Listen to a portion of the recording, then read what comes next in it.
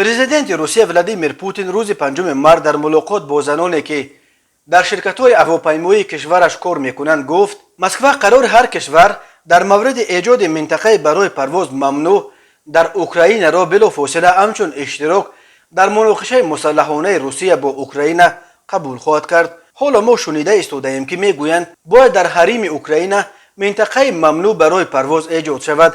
این کار از قلمرو خود اوکراین کردن امکان ندارد.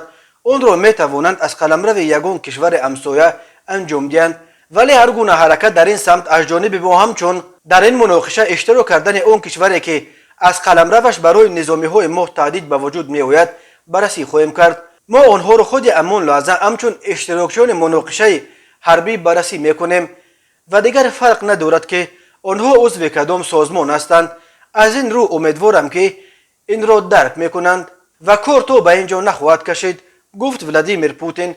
منظور او ظاهرا کشورهای عضو پیمان نظامی ناتو بود، چون که اکثر کشورهای همسایه اوکراین عضو همین پیمانند. اوکراین از آغاز مناقشه نظامیش با روسیه از متحدان خود در غرب از جمله از پیمان ناتو دعوت کرده ایستاده است که تا فضای اوکراین منطقه برای پرواز ممنوع ایجاد کرده به این طریق دست اویاسیون حربی روسیه را کوتاه کند.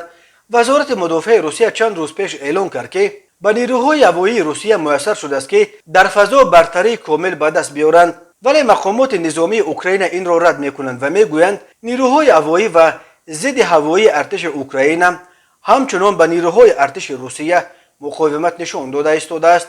پوتین روز 24 فوریه عملیات مخصوص حربی به ضد اوکراین را آغاز کرد.